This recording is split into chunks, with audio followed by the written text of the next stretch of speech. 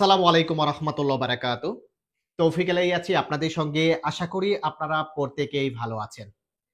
নতুন করে সবচাইতে বড় সমস্যা হচ্ছে নতুন প্রবাসীদের। কারণ নতুন প্রবাসী বর্তমানে সৌদি আরবে আসার পর সৌদি আরবের বিভিন্ন আইন কানুন সম্পর্কে না জানার কারণে মামলাজনিত সমস্যায় কিন্তু পড়তেছে।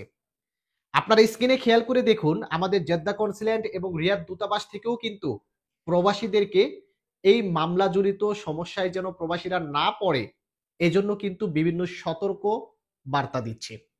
সম্মানিত প্রবাসী ভাই ও বোনেরা, আসসালামু আলাইকুম। সৌদি আরবে অবস্থানরত কর্মীদের বিরুদ্ধে তার নিয়োগকর্তা কর্তৃক বিভিন্ন ধরনের আর্থিক মামলা রুজু হচ্ছে। এ ধরনের মামলাসমূহ উদ্ভব হওয়ার কারণ হিসেবে দেখা যাচ্ছে বিভিন্ন সময়ে কর্মীদেরকে ভুল বুঝিয়ে নিয়োগকর্তা কর্তৃক বা কফিল কর্তৃক সাদা কাগজে বা ব্ল্যাঙ্ক কাগজে স্বাক্ষর বা টিপসই নেওয়া হচ্ছে। আমাদের মতো সাধারণ প্রবাসীরা এই মামলা জড়িত সমস্যাতে পড়ার একমাত্র কারণ হচ্ছে আমাদের অসচেতনতা। আমাদের অসচেতনতার কারণেই কিন্তু আমরা বর্তমান সিচুয়েশনে মামলা জড়িত সমস্যাতে পড়তেছি। বেশিরভাগ ক্ষেত্রে আমরা দেখতে পাচ্ছি কফিল আমাদেরকে আর্থিক মামলা করতেছে। আর এই মামলা তারা যে করতে পারতেছে এটা কিন্তু দুইটা কারণে করতে পারতেছে। এই দুইটা কারণ আজকে আপনাদের মাঝে উপস্থাপন করার চেষ্টা করব। অবশ্যই সম্পূর্ণ ভিডিওটি দেখার অনুরোধ করতেছি এবং ভিডিওটি যদি ভালো লেগে থাকে অবশ্যই ভিডিওটিকে শেয়ার করে দিবেন, কারণ আপনার একটা শেয়ারের বিনিময়ে কোনো একজন প্রবাসী ভাই কিন্তু সচেতন হতে পারবে। এবং আমার ফেসবুক পেজ এবং ইউটিউব চ্যানেলটি এখনো যারা ফলো করেননি অবশ্যই ফলো করে রাখবেন। তো দেখেন, সৌদি আরবে আমরা যখন নতুন আসি, আসার পর সৌদি আরবের বিভিন্ন অ্যাপস সম্পর্কে কিন্তু আমাদেরকে জানতে হয়। বিভিন্ন অ্যাপস আমাদেরকে ব্যবহার করতে হয়। যেমন আমরা আসার পর যদি আমাদের ইকামা হয়ে যায় তাহলে আফসের অ্যাকাউন্ট ওপেন করতে হয়। কাফালা হওয়ার জন্য কুয়া অ্যাকাউন্ট ওপেন করতে হয়। আবার আফসের কিউয়া ওপেন করার জন্য আমাদের যে নাফাতের ভেরিফিকেশন করতে হয় এজন্য নাফাত অ্যাপস ওপেন করতে হয়। এছাড়া তাওয়াক্কাল না আমাদের সিয়াতি অ্যাপস রয়েছে এবং আরো বিভিন্ন অ্যাপস রয়েছে যেগুলো কিন্তু আমাদেরকে ব্যবহার করতে হয়। বর্তমানে কিন্তু অনলাইনের যুগ।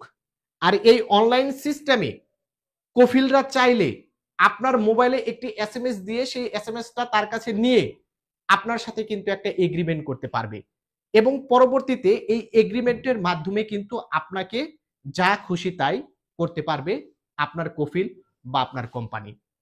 যেমন ধরেন আমি নতুন সৌদি আরবে এসেছি, আসার পর কফিল বা কোম্পানি মনে করলো হয়তোবা আমি এই কাজ থেকে চলে যাওয়ার সম্ভাবনা রয়েছে, যার কারণে সে দুটা পদ্ধতি ব্যবহার করতে পারে। নাম্বার ওয়ান হচ্ছে আমাকে বলতে পারে যে তোমার আকামা করব এটা সেটা বলে আমার কাছ থেকে নাফাতের অ্যাক্সেস নিয়ে আমার সাথে অনলাইন একটা আক্ট করতে পারে। সে আক্টটা কি? যেমন ধরেন আমি বর্তমানে কফিল বা কোম্পানির কাজ করতেছি, কাজ চলাকালীন সময়ে যদি আমার কাজটা ভালো না লাগে, আমি যদি কফিল বা কোম্পানি থেকে পালিয়ে যাই, তাহলে সেই কফিল বা কোম্পানি আমাকে 10,000, 15,000 বা 20,000 রিয়ালের একটা আর্থিক মামলা দিতে পারবে। এরকম একটা এগ্রিমেন্ট কিন্তু খুব সহজেই মাত্র একটা ওটিপি দিয়ে করতে পারবে।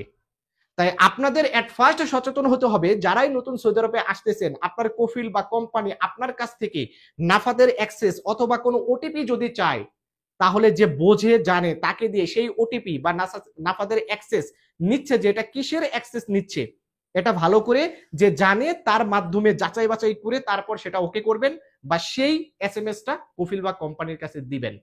যতক্ষণ পর্যন্ত শিওর না হবেন যে এটা কোনো মামলাজনিত বা আমার সাথে অনলাইন আক্ট করতেছে, এটা শিওর না হয়ে যদি আপনি সেই ওটিপি বা সেই নাফাদের অ্যাক্সেস যদি কফিল বা কোম্পানিকে দিয়ে ফেলেন, তাহলে ভবিষ্যতে বিপদ হওয়ার সম্ভাবনাটাই কিন্তু 99%। তাই এই জিনিসটা আপনাদের এট ফার্স্ট মাথায় রাখতে হবে। এবং দ্বিতীয়ত, আপনি আসার পর অনেক সময় কফিল বা কোম্পানি দেখবেন অনলাইন আক্ট না করে সাদা কোনো পেপারে আরবি লেখা আছে এরকম কোনো পেপারে হয়তোবা আপনার ফিঙ্গারপ্রিন্ট আপনার টিপ সই নিয়ে যাবে। এমন হতে পারে এমন একটা পেপারে আপনার টিপ সই নিচ্ছে যেখানে কোনো লেখা নেই, আবার এমনও হতে পারে এমন একটা পেপারে টিপ সই নিচ্ছে যেখানে আরবিতে অনেক কিছু লেখা রয়েছে, কিন্তু আপনি তো এটা বোঝেন না।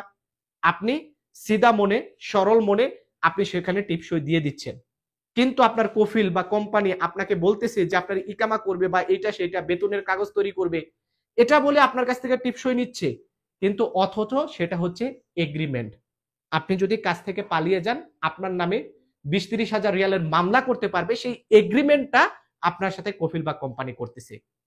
তাই যারাই বর্তমানে নতুন আসতেছেন এই দুইটা জায়গা থেকে সচেতন থাকবেন। অনেকেই প্রশ্ন করবেন যে ভাই কফিল চাইলে তো দিতেই হবে। আপনি কফিল চাইলে দেন, কিন্তু সেটা ভালো করে যাচাই বাছাই করে তারপর দেন। আপনারা ভিডিওর শুরুতেই দেখতে পেলেন আমাদের জেদ্দা কনসুলেট থেকে বলা হচ্ছে যে মামলা যদি একবার কফিল করে এই মামলাটাকে শেষ করতে হবে। মামলা করার আগে আপনাকে সচেতন হতে হবে, কিন্তু মামলা হয়ে গেলে আপনি মামলা নিয়ে আবার দেশে আসতে পারবেন এমন কোনো নিয়ম কিন্তু নেই।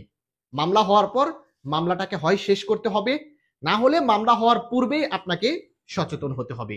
তাই যারাই নতুন আসবেন দয়া করে নতুন আসার পর কোনো SMS কফিল বা কোম্পানিকে দিবেন না ভালো করে যাচাই না করে, নাফাদের অ্যাক্সেস কাউকে দিবেন না ভালো করে যাচাই না করে, এবং আপনার যদি সাদা কাগজে বা আরবি লেখাজনিত কোনো কাগজে যদি আপনার ফিঙ্গারপ্রিন্ট নিতে চায়, তাহলে আরবি বোঝে এরকম কোনো একজন কাউকে ডেকে এনে ভালো করে পড়ে বা আপনি ওটাকে স্ক্যান করে আপনি ওটার ইংলিশ ট্রান্সলেট করে তারপর যাচাই বাছাই করে সেটাতে ফিঙ্গারপ্রিন্ট দেওয়ার ট্রাই করবেন।